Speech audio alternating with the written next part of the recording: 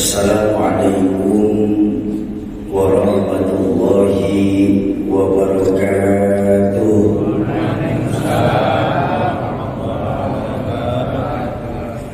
Alhamdulillahil aliyyil akbar wa azizul ghaffar rabbul jannati wan nar. Wassalatu wassalamu ala sayyidina Muhammadin al-Mukhtar wa alihi al-adhar wa ashabihi al-akhyar, amma ba'du. Yang saya muliakan para alim ulama, para hujjaj,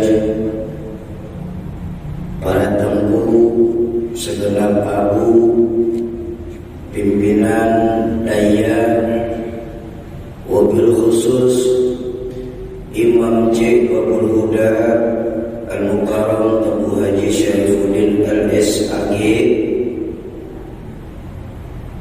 ada orang tua kami yang Mukarram Tubuh Haji Zulkarnain Junaid, Ketua BKM Masjid Babul Huda Pangboy Muara 2 Al-Mukarram Buya Dr. Andes Haji Ajaril Ali. Mudah-mudahan Allah panjangkan usia guru-guru kita, Allah tetapkan iman dan Islamnya dalam rangka menjaga semangat Islam khususnya di Pangboy tercinta ini. Amin ya rabbal alamin.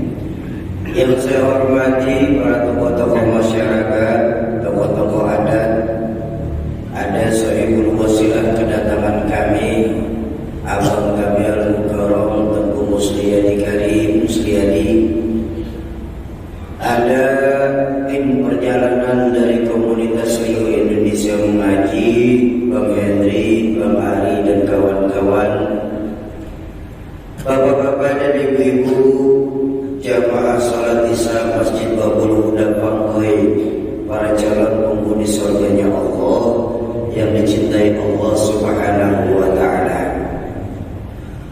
Alhamdulillah, malam hari ini kita bisa duduk dan berkumpul di masjid mulia ini dalam rangka safari dakwah yang tujuannya adalah mengumpulkan para muwaqif-muwaqif Al-Quran, yang nanti para muwaqif Al-Quran itu adalah untuk mencetak 1 juta mushaf Al-Quran, membagikan dan menghidupkan kembali Al-Quran khususnya di Serabi Mekah tercinta kita ini.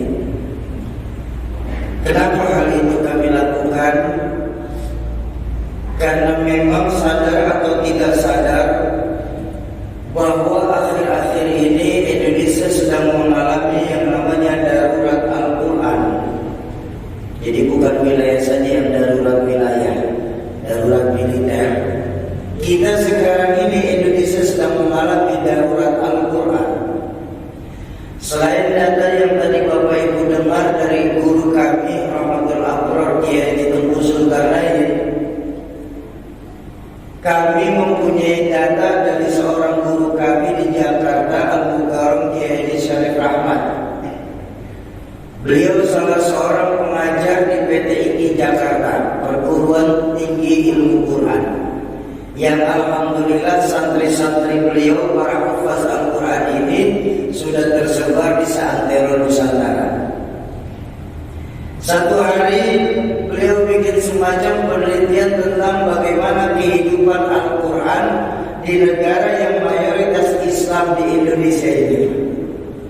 Nah, hasil yang beliau dapatkan dari penelitian tentang kehidupan Al-Quran di Indonesia adalah dari 100% penduduk Islam yang ada di Indonesia ini, dari Aceh sampai ke Papua 100%, ternyata tidak lebih hanya 52% saja yang bisa membaca Al-Quran.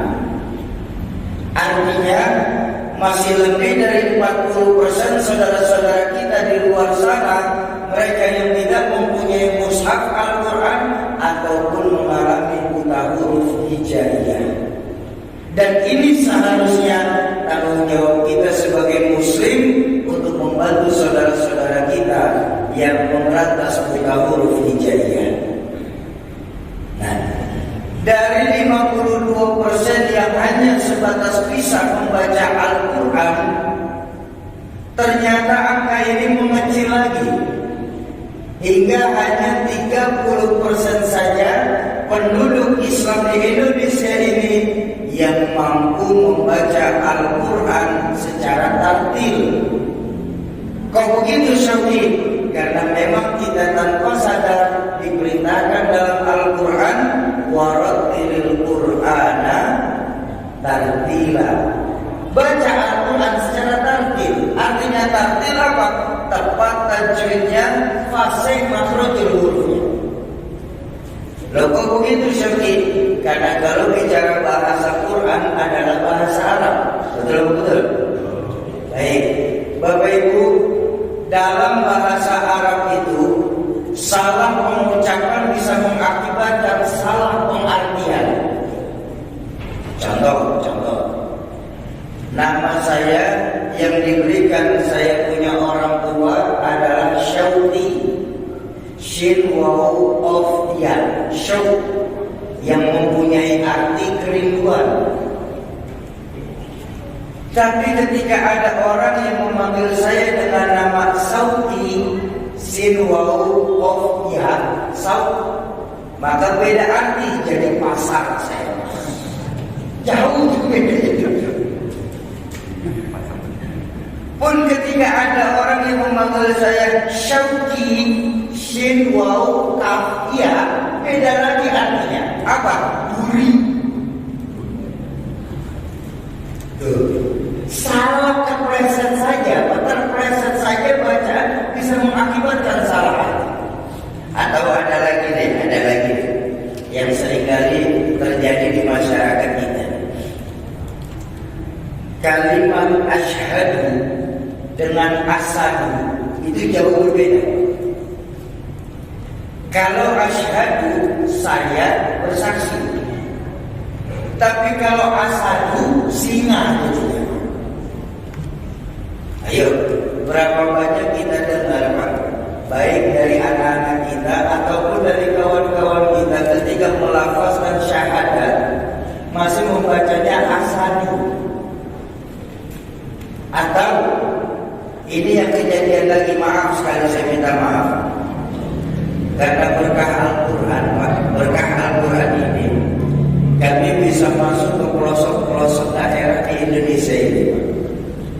Dan ternyata memang benar, masih banyak ternyata imam-imam rawatib di musola ataupun surau ataupun munasab-munasab yang ketika membaca Fatihahnya saja dalam sholat itu salah. Ayo. Yang banyak itu ketika bertemu di ayat An'amta, masih banyak yang membacanya An'amta, atau beberapa membaca Am'amta. Mungkin kalau umpama sholat zuhur dan asar karena nggak kedengeran, nggak jadi masalah. Tapi ini yang jadi masalah ketika dijaharkan, macam maghrib, isya dan subuh. Yang pertama di masjid, musola dan surau ataupun munasab yang pernah kami datangi.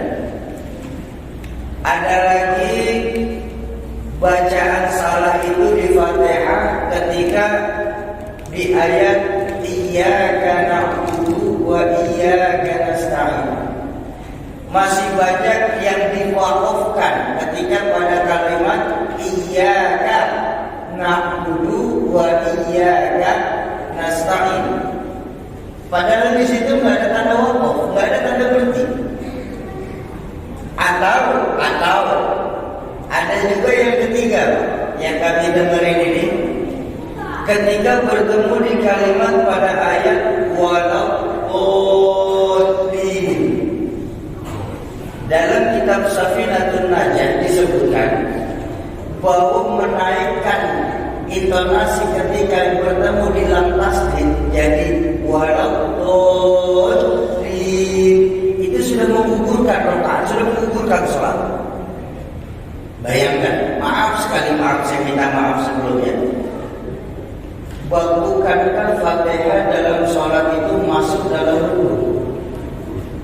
Bayangkan ketika Fatihah kita salah.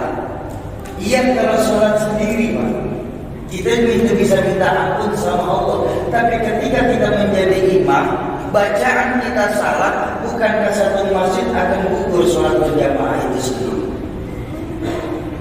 Nah, makanya kata guru saya, cuma hanya 30% saja penduduk Islam di Indonesia ini yang mampu membaca Al-Quran secara tartil, tepat tajwidnya, fasih makhrajul hurufnya. Di sisi lain, memang saat ini tanpa kita sadari Bapak Ibu,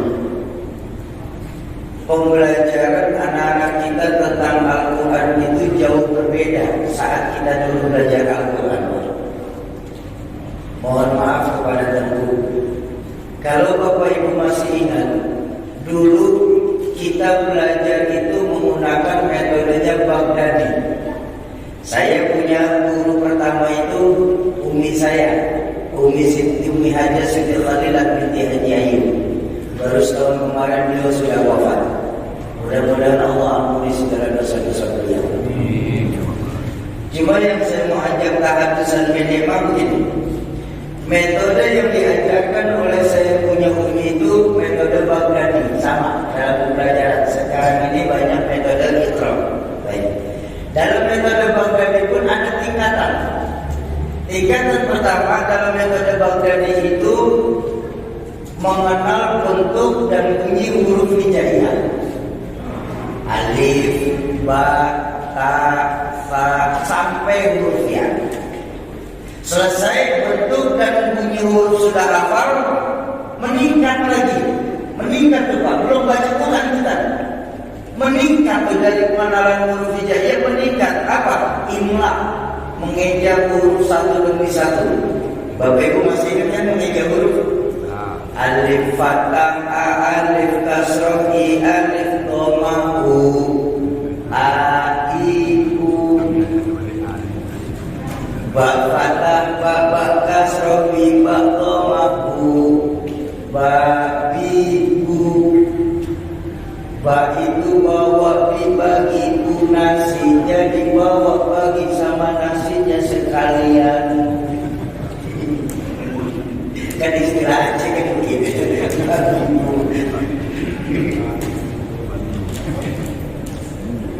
Selesai kita mengeja sudah mulai lancar, mulai meningkatlah kita apa? Belajar muqaddam, Quran kecil. Cuma Quran kecil itu juz 30 bacanya dari Anas sampai An-Naba.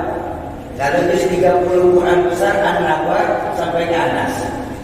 Nah, sambil belajar kita Quran kecil, membaca Quran kecil, meningkat lagi itu. Apa?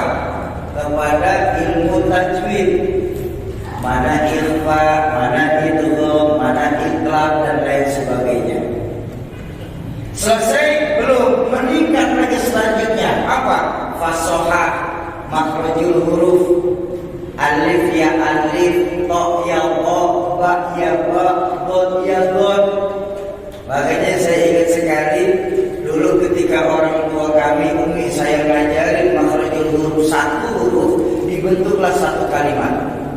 Contoh, ketika bertemu di huruf God, maka kalimat yang terbentuk itu Tobitu Abdugon Toliqo Na Minal Mubni Mabidon Toliqo. Ketika bertemu dengan huruf Kha, Kha, Khi, Khu, Bak, Khu, Khan, Khani, Khafna Minal Mufni Makhifan Khani, Kha. Ketika bertemu dengan Qaf, Otiku, Bakku, Wan, Khani, Khafna Minal Mufni Makhifan Khani, Kha. Ketika bertemu dengan huruf Ghain, Gha'idu, Bakku, Wan, Khani, Khafna Minal Mufni Makhifan Khani, Kha. Jadi tepat terus ke makhrajul huruf, nggak akan berubah. Kok begitu Syauqi? Berapa banyak sekarang ini Bapak Ibu Saya minta maaf dulu sebelumnya. Ketika huruf qaf ketemu kasroh, insya Allah banyak dari kita membacanya ki, bukan ti, tapi ki. Udah beda arti lagi itu pada jadi. Ketika bertemu huruf dot, ketemu doma, maka bukan du, tapi tetap ju. Sebab dot di sini masih banyak lafazan itu jadi do, bukan do. Dulu saya kecil. Baik, itu saya kecil. Sekarang anak-anak kita Pak di Jakarta, saya bicara di Jakarta ya Pak ya. Di Jakarta itu metode yang digunakan dalam belajar Al-Quran namanya Iqra. Di sini apa? Sama ya? Baik, sama. Tapi sebelum lanjut saya minta maaf lagi kepada para pelajar Iqra. Buat saya pribadi Iqra itu tidak jelek. Kenapa? Karena pencipta Iqra seorang ulama Al-Quran dari Jawa Tengah. Beliau menciptakan metode Iqra itu untuk mempercepat dan memperlancar bacaan Al-Quran. Seharusnya buat saya orang bodoh ini yang belajar Iqra itu yang baik untuk orang 50 tahun ke atas. Kok begitu Syekh? Beliau sudah lama tidak membaca Al-Quran, lidahnya sudah keluh. Iqra mempercepat dan memperlancar lagi bacaan Al-Quran. Tapi ketika anak-anak kita yang baru belajar Al-Quran dengan metode Iqra, saya minta maaf sekali lagi saya minta maaf. Sadar atau tidak sadar, dua huruf hijaiyah dalam Iqra sudah tidak terbaca. Apa? Hamzah dan lam alif. Anak-anak kita sekarang sudah tahu Pak, mana huruf Hamzah, mana huruf lam alif. Yang mereka tahu A, lam alif yang mereka tahu la. Padahal A itu identik dengan alif kalau buat anak-anak kita. Anak-anak kita sekarang saja tidak tahu bahwa alif itu huruf mat asli. Huruf mat asli tidak bisa bercampur dengan huruf lain. Ayo, kalau alif bertemu dengan harokat, huruf alif bertemu dengan harokat, insya Allah jadinya bukan alif. Apa? Hamzah. Kenapa? Karena alif huruf mat asli. Anak-anak kita sekarang nggak tahu Pak ilmu-ilmu seperti itu. Makanya kata guru saya ulang lagi, hanya 30% saja penduduk Islam di Indonesia saat ini yang memang benar-benar bisa membaca Al-Quran secara tartil. Itu pun sudah termasuk para penghafal Al-Quran di Indonesia ini. Nah, dari 30% yang mampu membaca Al-Quran secara tartil, angkanya mengerucut lagi angkanya, hingga hanya 14% saja penduduk Islam di Indonesia ini yang mampu menerjemahkan Al-Quran secara keilmuan, baik ilmu tafsir, ilmu hadis maupun ilmu Arab. Buat Bapak Ibu yang pernah menikmati indahnya Dayak, saya yakin masih paham bahwa dalam ilmu Arab sendiri masih ada beberapa cabang ilmu, antara lain nahwu, shorof, mantiq, bayan, dan balaghah. Kok begitu Syekh? Susah benar sih. Harus tahu Al-Quran, harus pakai ilmu sih untuk belajar Al-Quran. Karena Bapak Ibu, bahasa Al-Quran ini adalah bahasa sastra tingkat tinggi yang pernah ada di dunia. Bahasa Al-Quran ini bahasa yang terlampau luas, yang kalau kita cuma belajar dari terjemahan. Kan sekarang zaman sudah maju Syekh. Ada internet, ada terjemahan Al-Quran keluaran Kementerian Agama. Baik, saya mau bilang malam hari ini di Masjid Babul Huda, kalau hanya sebatas mengerti arti dari ayat yang kita baca, terjemahan silahkan Bapak Ibu baca, pelajari. Tapi kalau ingin mengambil hukum dari ayat yang kita baca, kalau cuma berdasarkan terjemahan saja, saya khawatir Pak, kita akan terjebak dalam bahasa hadis baginda Nabi. Beliau bersabda, "Dulu fadlu," sesat bahkan bisa menyesatkan. Kok bisa sesat lagi? Saya bilang tadi, bahasa sastra itu nggak cukup Pak, bisa diartikan lewat terjemahan. Contoh begini. Ada ayat dalam Al-Quran, Allah berfirman begini. Bismillahirrahmanirrahim. Innal ladzina amanu wal ladzina hadu wan nasara was-sabiina man amana billahi wal yawmil akhir wa 'amila salihan falahum ajruhum 'inda rabbihim wa la khaufun 'alaihim wa la hum yahzanun. Baik. Ini ada di surat Al-Quran Al-Baqarah. Kita lihat secara terjemahan Bapak Ibu sekalian. Sesungguhnya orang-orang yang beriman, baik mereka dari golongan Yahudi, Nasrani ataupun Sabi'in, siapa saja di antara mereka yang beriman kepada Allah dan hari akhir, serta mereka melakukan kebaikan-kebaikan, mereka tetap akan mendapatkan pahala dari Tuhan, serta tidak ada rasa takut sedikit pun dalam diri mereka, dan juga mereka tidak bersedih hati. Terjemahan. Kalau kita mau mengambil hukum dari ayat innal ladzina iman, maaf Bapak Ibu, insya Allah kita akan terjebak pada pluralisme yang dangkal, membenarkan semua agama. Kok begitu Soki? Karena dalam ayat ini jelas, tidak memerlukan agama Islam, mau mereka agamanya Yahudi kah, Nasrani kah, ataupun Sabi'in kah. Sabi'in itu agama samawat juga, tapi sekarang sudah tidak ada. Mau Yahudi, mau Nasrani, mau Sabi'in, siapa saja mereka yang beriman kepada Allah dan hari akhir, kalau mereka melakukan kebaikan, mereka tetap mendapatkan pahala dari Allah. Ini bahayanya. Tidak perlu agama Islam untuk mendapatkan pahala dari Allah. Cukup beriman kepada Allah dan hari akhir, selesai urusan. Iya kan? Ini ayat ini kita terjemahnya. Bukankah sangat berbeda dalam surah lain? Allah menegaskan, "Wa may yabtaghi ghairal islami dinan falan yuqbala minhu wa huwa fil akhirati minal khasirin." Dan barang siapa yang mencari agama selain Islam, sungguh mereka tidak akan diterima semua amaliyahnya, dan di akhirat nanti mereka termasuk orang-orang yang merugi. Makanya sekali lagi saya minta maaf, saya ngomong ini mungkin lebih banyak minta maaf ya saya minta.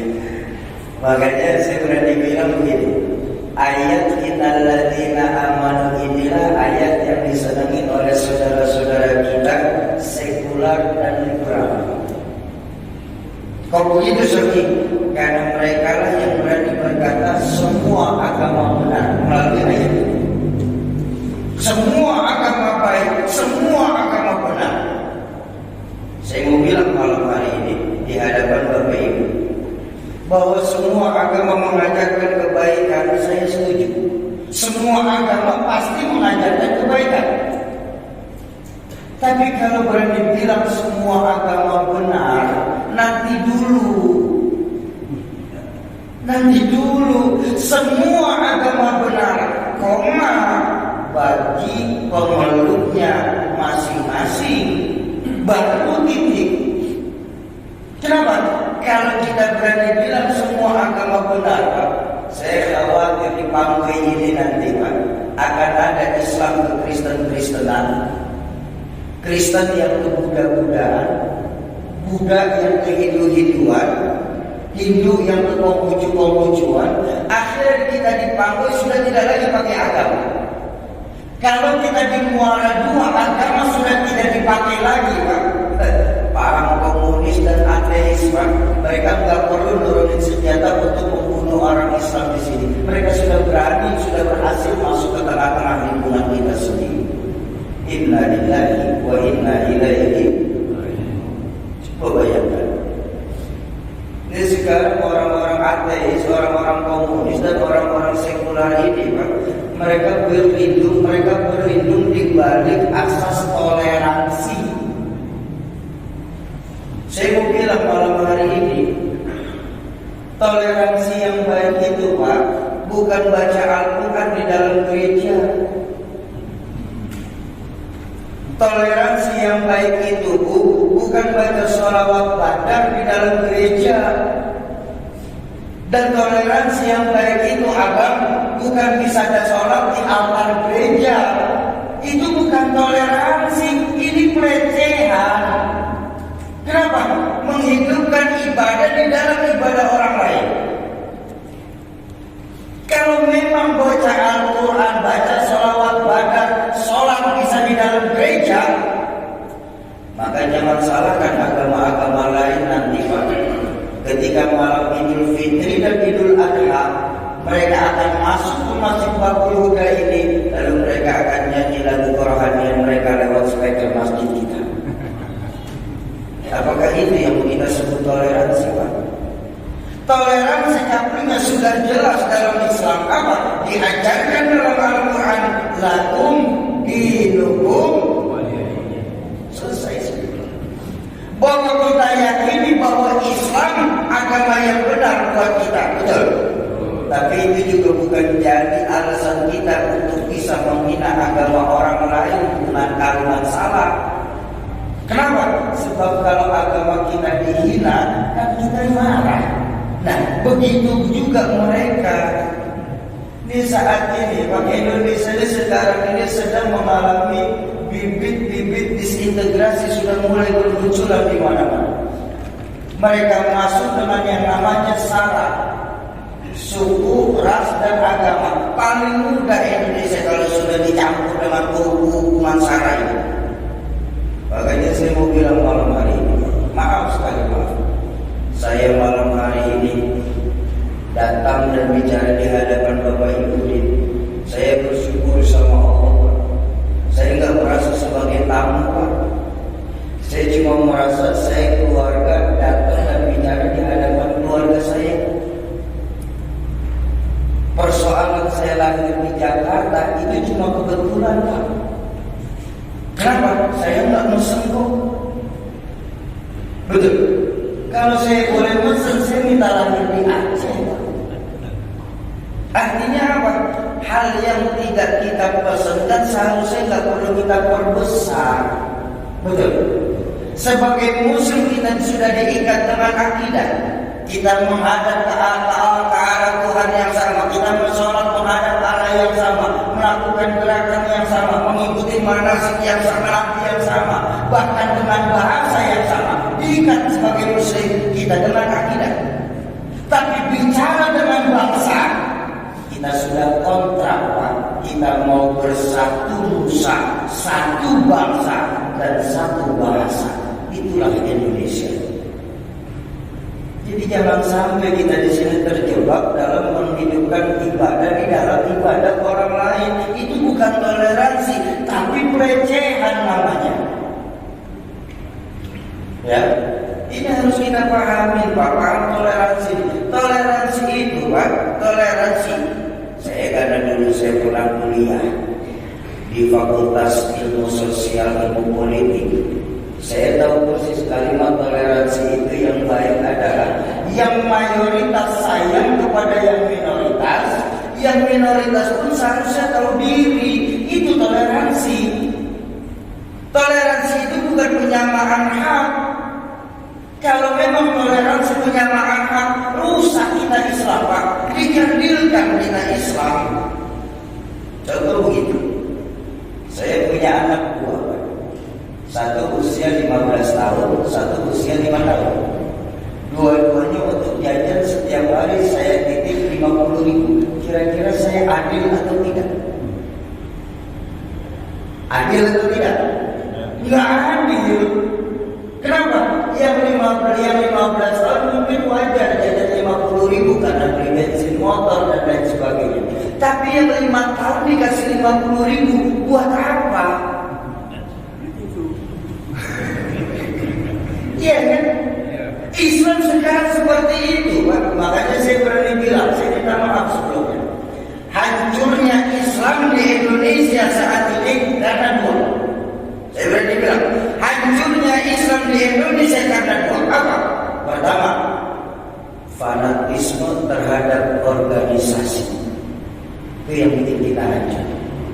Kita merasa organisasi kita adalah yang paling benar, sehingga berhak kita mengkafir-kafirkan organisasi-organisasi lain. Ini yang paling hancur, yang bikin kita hancur. Yang kedua, sudah terlalu banyaknya orang munafik dalam Islam ini sendiri, Pak. Kau begitu sakit, sebab baginda Nabi hampir lebih dari 14 abad yang lalu sudah memperingatkan dengan keras. Apa? Idza azzamat ummatid dunya nuzi'at minha haibatul Islam. Kalau saja umat Islam ini sudah cenderung dengan urusan dunia, bahkan dalam riwayat dinar wa dirhaman, secara keuangan, secara harta, secara dunia, maka akan dicabut kehebatan Islam dalam dirinya. Kita lihat sekarang. Urusan sama orang Islam mudah, kasih duit saja selesai urusan. Wah, sekarang tak apa-apa kita hina-hina agama Islam. Wah, ada materi 10.000 kok selesai urusan. Sehingga sekarang ini kewibawaan hukum sudah tidak ada lagi di tengah-tengah kita.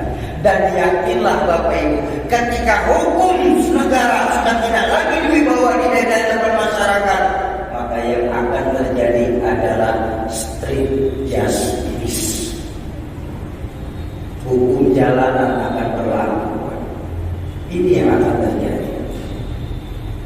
Ketika kita umat Islam bergolak, mereka cepat-cepat ngaduin dengan permintaan maaf. Tapi ketika baginda Nabi dilecehkan, ketika Islam dihina, ketika ulama-ulama kita dicari-cari kesalahannya, kita sering nyaris tidak pernah merasa terjadi apapun dalam agama kita. Ini sifat munafik dalam diri kita. Bapak Ibu jemaah masyarakat muslimin dan muslimat yang berbahagia, makanya saya mau pesan khusus untuk diri saya pribadi. Mumpunglah kita di sini masih banyak abu, mumpunglah kita di sini masih banyak lembu, masih banyak habaib. Ayo kita ambil ilmu beliau. Janganlah kita belajar agama tidak pakai guru. Karena syarat mutlak untuk belajar agama itu, Pak, mempunyai sanad keguruan yang mutawatir sampai bertemu di baginda Rasulullah Sallallahu Alaihi Wasallam. Ini sekarang banyak, terutama adik-adik saya, Pak, di Jakarta. Mereka sudah malas datang ke majelis ilmu, mereka sudah tidak mau datang sama para agung. Mereka merasa untuk kebutuhan agamanya cukup belajar dari Mbah Kubur. Ngajinya sekarang sama Ustazah YouTube, Pak. Makanya jangan heran, Pak. Orang sekarang ini saya bilang, orang sekarang ini banyak tahu tapi nggak tahu banyak. Banyak tahu tapi nggak tahu banyak. Soal ini tahu, soal ini tahu, soal ini tahu. Konfrontir, saya juga katanya. Berapa banyak sekarang ini yang baru ngaji bab katanya sudah berani menyalah-nyalahkan amalia-amalia yang diajarkan oleh guru dan dilakukan oleh orang tua kita di sini. Dan yang lebih hebatnya apa? Yang lebih hebatnya, banyak saudara-saudara kita menyangka bahwa akhir-akhir ini nggak perlu lagi menggunakan fikih, kembalikan semua kepada Quran dan hadis. Allahu Akbar. Sudah kembalikan kepada Quran dan hadis, tapi mengartikan hadis cuma lewat logika saja. Ini sesat dan menyesatkan. Saya seperti tanya, Soki, sudahlah, kita kembalikan kepada semua Quran dan hadis. Memang kenapa saya bilang? Sebab dalam fikih itu terlalu banyak ikhtilaf, perbedaan-perbedaan yang akhirnya timbul perdebatan-perdebatan. Saya bilang, Bang, perbedaan itu baginda Nabi sendiri bersabda bahwa perbedaan di tengah-tengah umat itu adalah rahmat, selama tidak untuk berpecah belah.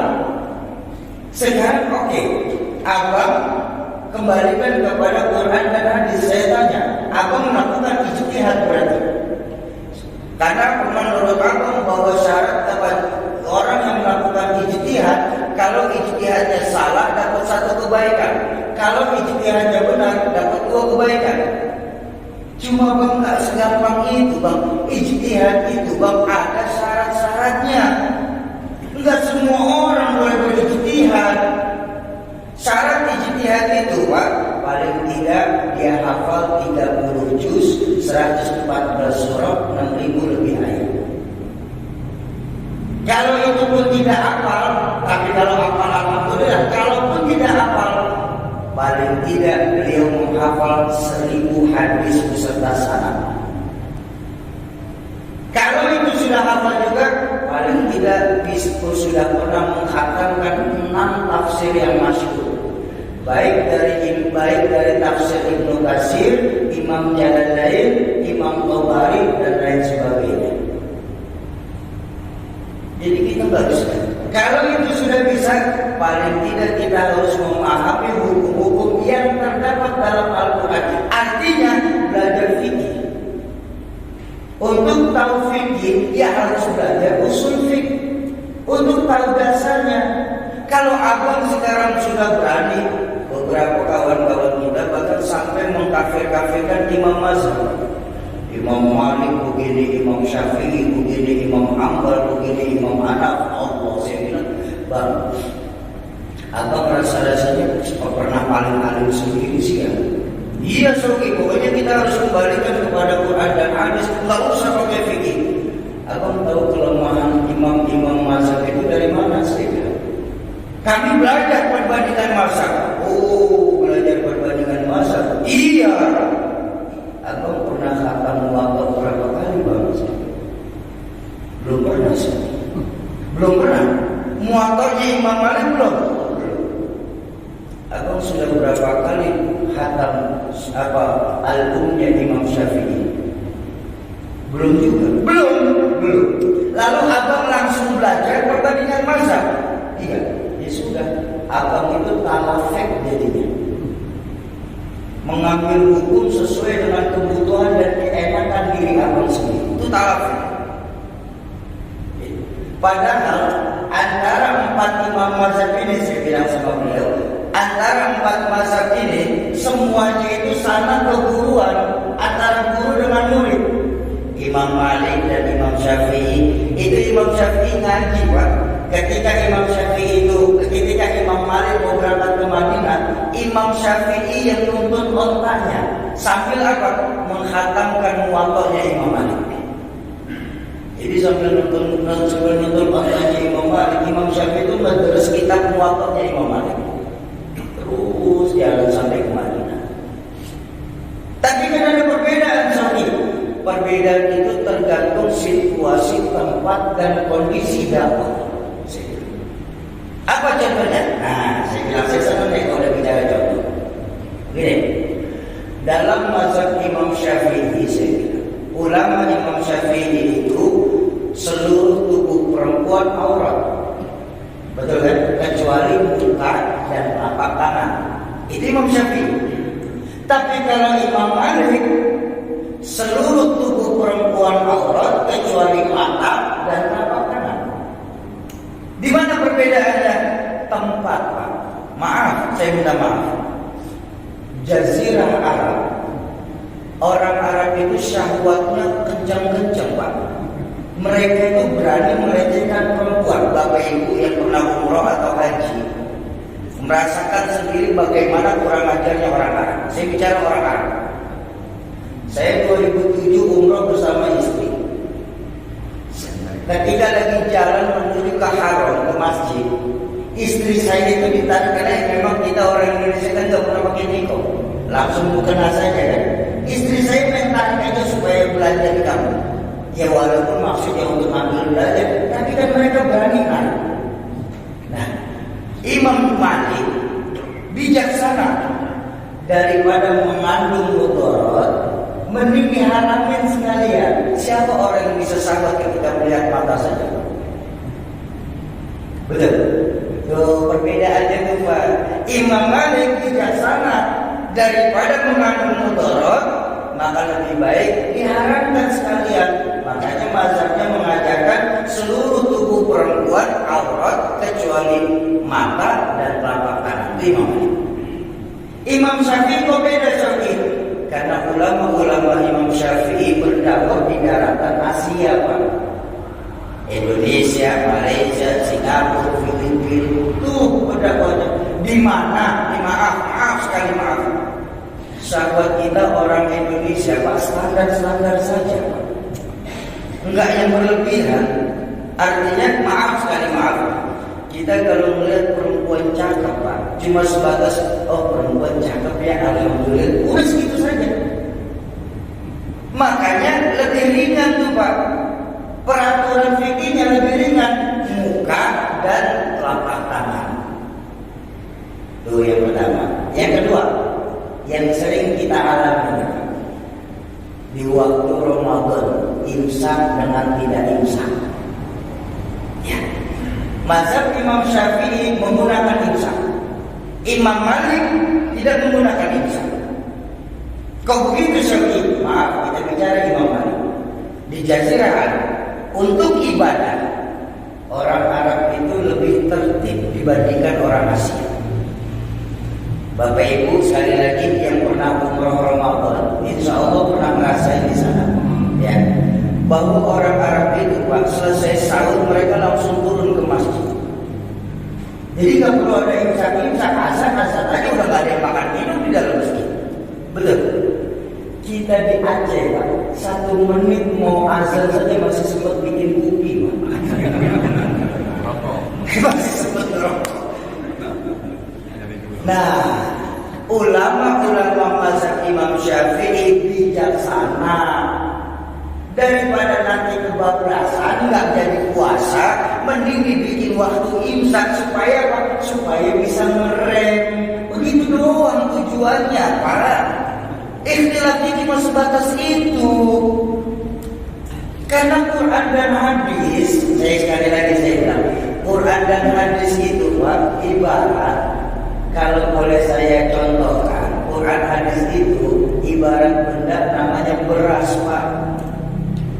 Beras itu dibikin nasi bisa, dibikin bubur bisa, dibikin lontong bisa. Beras tergantung kita makannya apa. Kalau kita makan nasi tapi kita nggak bisa bikin nasi, mendingan serahin saja sama koki yang bisa bikin nasi. Kita tinggal makan, selesai sudah. Betul. Enak kan? Hidup bermazhab enak Pak. Dan ternyata ketika nanti dalam mazhab kita ada kesalahan, kita yang ikutin mazhab tersebut nggak kena dosa. Kenapa? Sudah ditanggung sama imam mazhab itu sendiri. Tuh enaknya hidup bermazhab Pak. Semua kembalikan kepada Quran dan Sunnah. Quran Sunnah ini bahasanya terlampau luas Pak. Makanya sekali lagi saya ingatkan khususnya buat diri saya, mumpung di sini masih banyak ulama-ulama, ayo kita ngaji, kita ambil ilmu beliau. Ingat, Allah ketika hendak mencabut satu ilmu, bukan langsung dicabut Pak. Apa caranya? Kalau Allah hendak mengambil satu ilmu, bimautil alim, dengan dimatikannya para ulama-ulama kita ini Pak. Kita lihat sekarang, ulama sudah banyak yang sudah meninggalkan kita saat ini. Ketika orang alim sudah mulai banyak meninggalkan kita, maka para pemimpin akan dipegang oleh orang-orang bodoh. Dan ketika jabatan pemimpin sudah berani dipegang sama orang bodoh, kata baginda Nabi dalam hadis, fantazil sa'a,